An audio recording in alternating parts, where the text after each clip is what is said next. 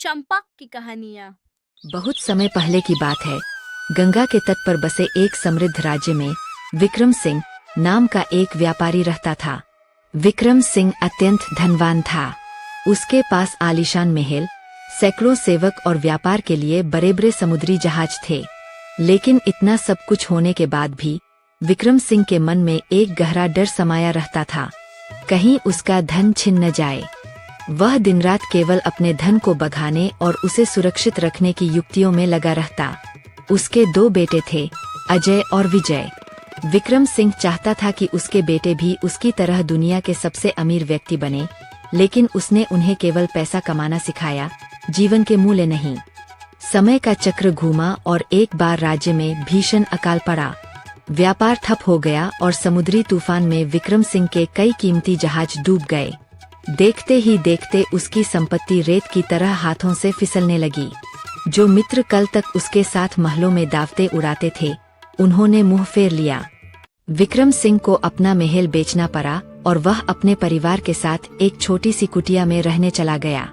इस गरीबी ने उसे तोड़ दिया था। उसे लगने लगा कि उसका जीवन व्यर्थ हो गया है, क्योंकि उसका धन अब उसके पास नहीं था। एक शाम वह हताश होकर जंगल की ओर निकल गया। वहां उसकी भेंट एक शांत और तेजस्वी महात्मा से हुई। महात्मा एक पुराने वृक्ष के नीचे बैठे मुस्कुरा रहे थे। विक्रम सिंह उनके चरणों में गिर पड़ा और रोते हुए बोला, महाराज, मैं लुट गया। विधाता ने मेरा सब कुछ छीन लिया। अब मेरे पास देने के लिए कुछ नहीं बचा और नहीं जीने का कोई आधार है। महात्मा ने शांति से सुना और बोले, पुत्र, जिसे तुम धन कह रहे हो, वह तो केवल विनिमय का साधन था। क्या तुमने कभी अपनी असली तिजोरी की जांच की? विक्रम सिंह हैरान था। महाराज, मेरे पास अब कोई तिजोरी नहीं बची। महात्मा मुस्कुराए और बोले, तुम्हारे पास अब भी वह धन है जिसे कोई चोर चुरा नहीं सकता और कोई अकाल मिटा नहीं सकता। वह धन है तुम्हारा ज्ञान, तुम्हारा धैर्य और दूसरों के प्रति तुम्हारी करुणा। जाओ और इस धन का उपयोग करो।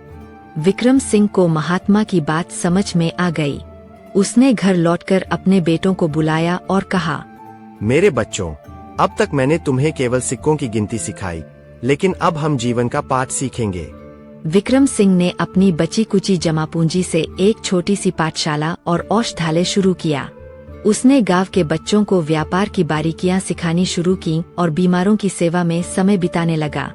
उसके बेटों ने भी मेहनत करना शुरू किया। अजय ने खेती की नई तकनीकें सीखीं और विजय ने औषधियों का ज्ञान प्राप्त किया। धीरे धीरे पूरे गांव की तस्वीर बदलने लगी। लोग विक्रम सिंह का सम्मान पहले से कहीं ज्यादा करने लगे। पहले लोग उसके धन के सामने झुकते थे, अब लोग उसके व्यक्तित्व के सामने झुकते थे। एक दिन एक विदेशी व्यापारी उसके पास आया और पूछा, सेठ जी, आप इतने बड़े व्यापारी हैं, फिर भी इतने साधारण तरीके से रहते हैं। क्या आपको फिर से गरीब होने का डर नहीं लगता? विक्रम सिंह ने बड़ी विनम्रता से उत्तर दिया, दोस्त, मैं एक बार गरीब हुआ था, तब मुझे पता चला कि मैं कितना अमीर हूँ। जब मेरा सारा सोना चला गया, तब मुझे मेरे भीतर छिपा धैर्य मिला। जब मेरे नौकर चले गए, तब मुझे मेरे बेटों का साथ मिला। और जब मेरा अहंकार टूटा, तब मुझे ईश्वर और मानवता मिली। अब मेरा धन मेरी तिजोरी में नहीं, बल्कि लोगों की दुआओं और मेरे चरित्र में है। और इस धन को छीनने की शक्ति इस संसार में किसी के पास नहीं है। इस कहानी से हमें यह सीख मिलती है कि विपत्ति हमें नष्ट करने के लिए नहीं, बल्कि हमारे भीतर की छिपी हुई शक्ति को जगाने के लिए आती है। अगर ये कहानी आपको अच्छी लगी हो, तो इस चैनल को सब्सक्राइब और लाइक करना ना भूले, ताकि नई कहानी आए तो आपको पता चल सके।